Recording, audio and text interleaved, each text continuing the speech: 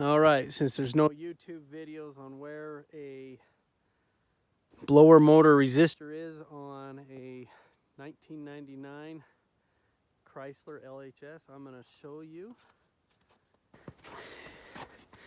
I'm pretty sure I found it. I'll follow up after I pull it out and replace it. See if I can turn this camera around.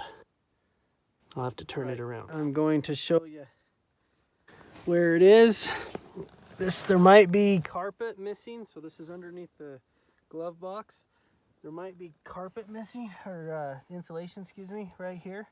I'm not sure, but see those green wires back there? I believe that's what it goes to. So this little heat duct right here I need to pull out. Okay, back to the 1999 LHS, Chrysler LHS. Had to remove these two screws right here, pull that back so I could get to the carpet to pull it back even further. And now I'm in the middle of getting that temperature, what is that called? Temperature resistor, something like that for your blower motor. My problem was the fan would never shut off, period, no matter what I did with the off switch or changing fan speeds, none of that. So I'm hoping this solves it. It is a bear. It is hard to get any equipment or any tools in there to take those screws out. It's just little by little. There's another screw right there you can see kind of in the back on the right.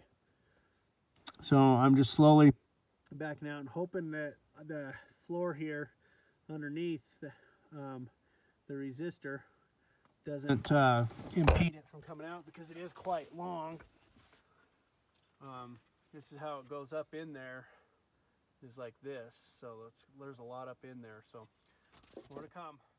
All right, guys and gals, I did it. The new one is installed right there. Those screws were just really hard to get in. You got to work with what the tools you have. If you had one of those, like, I don't know what they're called, they're like the dentist drill where it's on a cable. That's just a really tight space where those two screws are at, you know. But you work with what you had. What I had was this. 8 millimeter or 5/16. 5/16 is 7.9 millimeters. These are the two that got me through here. You'll just see how the spacing kind of works against you. I have no idea how long that is. Maybe that's 2 inches. Maybe that's 1. I'm not sure. Tape, obviously, to keep that from moving on me, and I was using it to hold stuff in place. So. But I got it, and I don't have to prove it to you, but it does work. I got fan control back, and again, my problem was the fan never shut off, no matter what. If I pressed the off button right here, or if I went all the way on low, it just was always on high.